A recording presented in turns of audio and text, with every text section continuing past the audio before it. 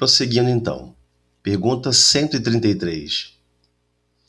Tem necessidade de encarnação os espíritos que desde o princípio seguiram o caminho do bem?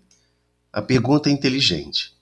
Kardec analisou o seguinte aspecto: se temos que trilhar o caminho material da criação para nos aprimorar, para crescermos moralmente, crescermos intelectualmente, para progredirmos de forma geral à perfeição, e aqueles que sempre escolheram o caminho do bem? Eles precisam também seguir esse caminho? Tem essa necessidade de encarnar aqueles que sempre escolheram o caminho do bem? E a espiritualidade responde: todos são criados simples e ignorantes e se instruem nas lutas e tribulações da vida corporal. Deus, que é justo, não podia fazer felizes a uns sem fadiga e trabalho, conseguintemente sem mérito. Então, é uma lei divina. A lei do trabalho é uma lei divina. Precisamos recordar esses detalhes, ok? Então, dando prosseguimento, Kardec ainda faz uma pergunta nesse mesmo item 133, nessa mesma pergunta 103. Pergunta A. Mas então, de que serve aos espíritos terem seguido o caminho do bem, se isso não os isenta dos sofrimentos da vida corporal? A pergunta é inteligente, porque a mais das vezes o nosso pensamento, o nosso raciocínio é sempre esse. Por que eu tenho que vir espiar? Por que eu tenho que vir em missão? Por que eu tenho que vir sofrer? Por quê? Por quê? Por que tudo isso? Então a espiritualidade responde: chegam mais depressa ao fim. Então aquele que sempre escolheu o bem, sempre escolheu agir no bem, eles chegam mais depressa ao fim. Demais, as aflições da vida são muitas vezes a consequência da imperfeição do espírito.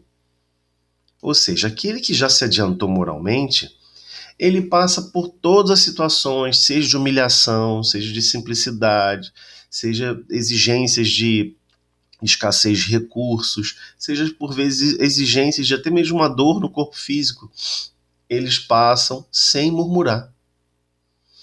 Quanto menos imperfeições, tanto menos tormentos, como nos coloca. Aquele que não é invejoso, nem ciumento, nem avaro, nem ambicioso, não sofrerá as torturas que se originam desses defeitos.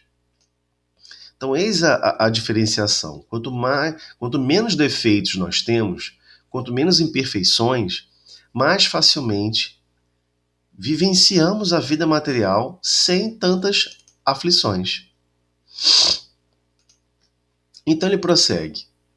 Pergunta 166. Como pode a alma, que não alcançou a perfeição durante a vida corpórea, acabar de depurar-se? Então cursamos os 80, 90, os 50, seja lá quantos anos nos foi lícito, nos foi permitido cursar, excursionar aqui na Terra durante uma encarnação. Então, afinal de contas, como pode a alma que não alcançou a perfeição durante a vida corpórea, ou seja, durante esse período, acabar de depurar-se? Então, a espiritualidade é bem enfática, sofrendo a prova de uma nova existência. Ou seja, Deus criou toda essa manifestação pela sua inteligência, pela complexidade que é, como um grande educandário, que nos há de fornecer mecanismos e possibilidade para a perfeição. Então, no item A da mesma pergunta, como realiza essa nova existência? Será pela sua transformação como espírito? Então a pergunta é bem nessa direção. Afinal, simplesmente porque ele se transformou, saiu do corpo físico, animando o corpo físico, deixou esse corpo físico, ou teve alguma transformação, só isso já é o suficiente? E a espiritualidade superior esclarece bem enfaticamente, depurando-se. A alma, indubitavelmente, ou seja, sem a menor sombra de dúvida, experimenta uma transformação. Mas para isso, necessária lhe é a prova da vida corporal. Ou seja, sem a prova da vida corporal, nós não alcançamos essa depuração? Pergunta B, nesse mesmo contexto. A alma passa, então, por muitas existências corporais? E a espiritualidade responde: sim. Todos contamos muitas existências. Bem enfaticamente aqui, ó, muitas existências. Os que dizem o contrário pretendem manter-vos na ignorância em que eles próprios se encontram. Esse é o desejo deles. Pergunta 167. Mas afinal de contas, qual o fim objetivado com a reencarnação? Qual o objetivo? Qual o objetivo de retornar ao corpo físico? E a espiritualidade responde muito claramente para todos nós. Expiação. Expiar, ou seja, sofrer as mazelas e todas as imperfeições que nós mesmos registramos em nosso corpo físico. A expiação não é algo unilateral, é para todos nós. E qual o objetivo? Melhoramento progressivo da humanidade. Sem isso, onde a justiça?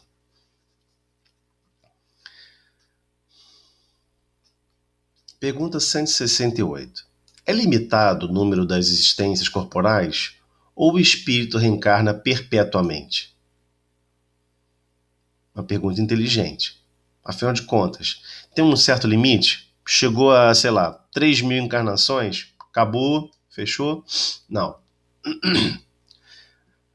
Nossa visão é sempre muito limitada em relação a esse aspecto, mas a espiritualidade nos esclarece. A cada nova existência, o espírito dá um passo para diante, na senda do progresso.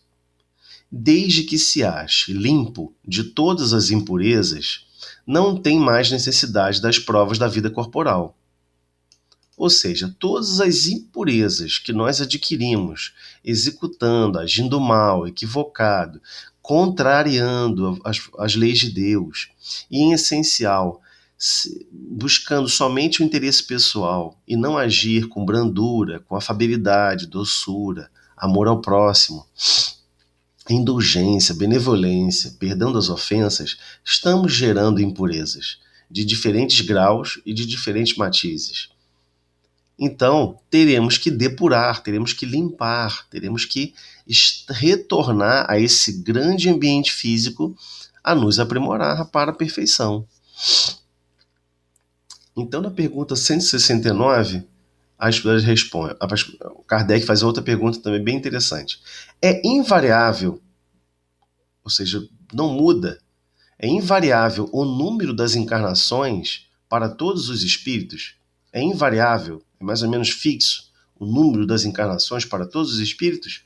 E a espiritualidade responde: não, ela varia, ou seja, ela varia. Aquele que caminha depressa, há muitas provas, se forra. Ou seja, ele foi escolhendo o caminho do bem, já aceitou, já compreendeu a lógica. Ele tem menos quantidade de encarnações do que outros que ainda persistiram em lutar contra. A se melhorar moralmente, se melhorar intelectualmente.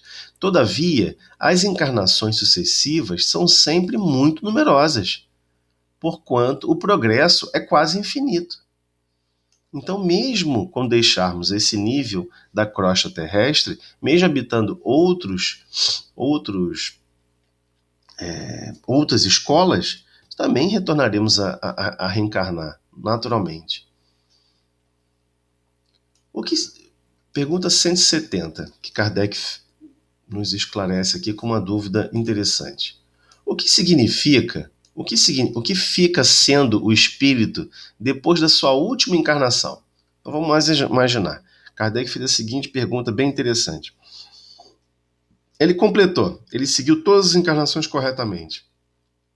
Escolheu os caminhos adequados. O que acontece na sua última encarnação? Espírito bem-aventurado, puro espírito. Ele já se depurou. Ele não mais precisa apenas trabalhar no sentido de se aprimorar. Ele vai poder trabalhar, inclusive, em outras funções mais complexas, mas o trabalho persiste. A alma, vamos lá. Pergunta 223. A alma reencarna logo depois de se haver separado do corpo? Acabei de desencarnar, acabei de deixar o corpo pelo fenômeno chamado morte. Logo após eu retorno para uma nova existência?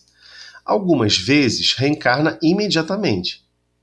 Porém, de ordinário, ou seja, de mais comum, de praxe, só o faz depois de intervalos mais ou menos longos.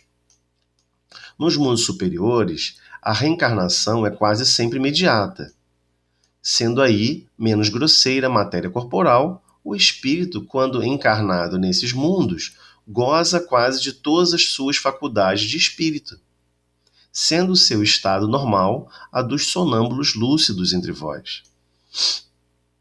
Ou seja, depois de ter desencarnado, vamos para o mundo da erraticidade, ou seja, estamos sem uma definição de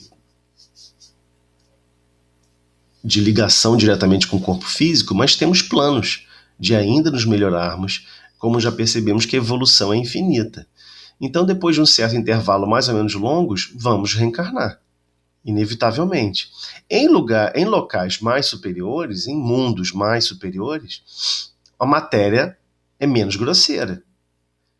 O espírito, quando encarnado nesses mundos, goza quase de todas as suas faculdades como espírito.